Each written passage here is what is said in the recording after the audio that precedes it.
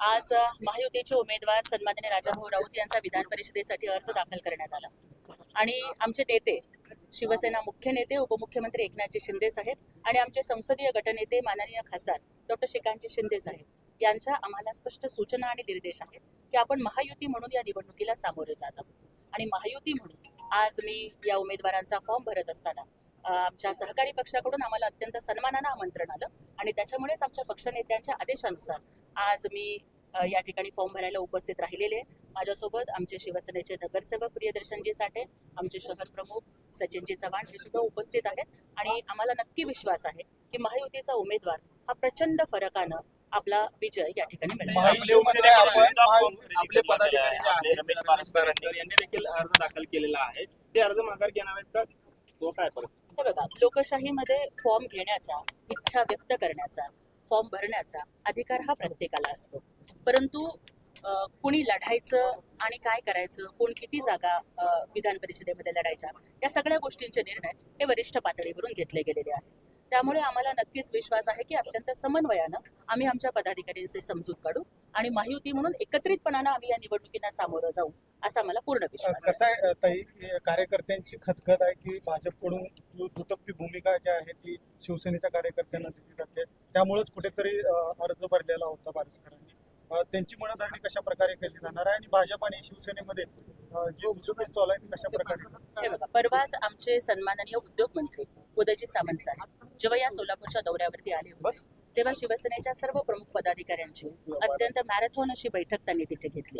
पदाधिकाऱ्यांना स्थानिक पातळीवरती काय काय अडचणी येत आहेत, निधीच्या बाबतीचा दुजाभाव असेल किंवा इतर कुठल्या गोष्टीचा त्रास असेल, आम्हा सर्व प्रमुख मंडळींच्या उपस्थितीमध्ये त्या मिटिंगला माननीय उदयजी सामंत साहेब होते, संपर्क प्रमुख खासदार धैर्यशील माने साहेब होते, मी स्वतः होते आणि सर्व प्रमुख पदाधिकारी होते. त्यात सगळ्या अडचणी अत्यंत काळजीपूर्वक पद्धतीनं माननीय उदयजी सामंत साहेबांनी ऐकून घेतलेलं आहे आणि समन्वयानं आपण मार्ग काढू. आणि स्वतः उदय सामंत साहेबांनी आम्हाला शब्द दिलाय की आपण सगळे मिळून माननीय मुख्यमंत्र्यांना भेटू, माननीय पालकमंत्र्यांना भेटू आणि चर्चा करून या गोष्टींवरती मार्ग काढण्यात येईल. अशा पद्धतीनं आम्ही त्या दिवशी मिटिंगमध्ये चर्चा करू. पालकमंत्र्यांनी ही निवडणूक बिनविरोध करावी असं आवाहन केलेलं आहे. प्रणित शिंदे किंवा काँग्रेस ही जागा ज्या आहेत ते लढवण्याचे ठाम आहेत, ते देखील अर्ज करणार आहेत. अशा पद्धतीने आपलं विनंती असणार आहे. भारतीय संविधानानं जगातल्या या भारतातल्या प्रत्येक व्यक्तीला निवडणुका लढवण्याचा अधिकार हा दिलेला आहे आणि त्याच्यामुळे ते जर फॉर्म भरत असतील किंवा जर त्यांचा उमेदवार इथे असणार असेल तर तो त्यांचा लोकशाहीने दिलेला अधिकार आहे, त्याबद्दल कुणीही ऑब्जेक्शन घेऊ शकणार नाही.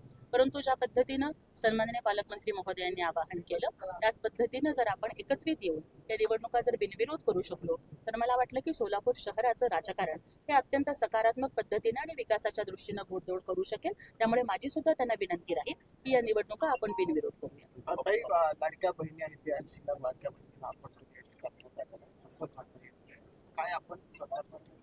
मुख्यमंत्री माझी लाडकी बहीण योजना ही माननीय एकनाथजी शिंदे साहेब हे जेव्हा मुख्यमंत्री होते तेव्हा हा त्यांचा ड्रीम प्रोजेक्ट होता. लाडकी बहीण योजना ही केवळ बहिणींना अनुदान देण्याची योजना नव्हती, तर ती एक महिला सक्षमीकरणाची चळवळ होती. 2,47,00,000 लाडक्या बहिणींना दर महिन्याला 1,500 रुपयाची ओवाळणी देणं, सन्मान देणं हे एकनाथजी शिंदे साहेबांनी मुख्यमंत्री असताना केलेलं ऐतिहासिक असं काम आहे. परंतु आता जर काही चाळणी लागलेली असेल, काही लाडक्या बहिणी अपात्र ठरलेल्या असतील तर मी सुद्धा एक सर्वसामान्य परिस्थितीतून आलेली लाडकी बहीण आहे. आमचे कर्तव्य आहे की कुठल्याही लाडक्या बहिणीवर अन्याय होणार नाही. जर कुठल्या त्रुटीमुळं त्या अपात्र ठरलेल्या असतील तर नक्कीच आम्ही माननीय उपमुख्यमंत्री आमचे नेते एकनाथजी शिंदे साहेबांना विनंती करू की आपण अत्यंत काळजीपूर्वक पद्धतीने लक्ष घालावं. आम्ही देवेंद्रजी फडणवीस साहेबांनाही भेटून विनंती करू आणि चुकीच्या पद्धतीनं कुठल्या लाडक्या बहिणी अपात्र होणार नाही याचा अत्यंत सहानुभूतीने त्यांनी विचार करावा हे माझं निवेदन. निवडणुकीपुरता असा विरोधकांनी टीका विरोधकांना टीका करण्याशिवाय दुसरे काय होतं?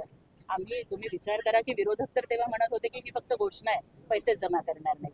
ज्या वेळेला पहिला हप्ता जमा झाला त्यावेळेला विरोधक म्हणाले की अरे काढून घ्या, हे परत घेतील.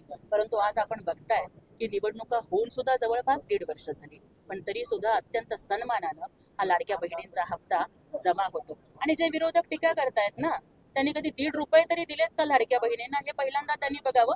1.5 कोटीच्या गाडीत फिरणारे आणि 150 कोटीच्या बंगल्यात राहणारे 1,500 रुपयाला अशीच टीका करणार, त्यांच्या बोलण्याकडे जनता लक्ष देणार नाही.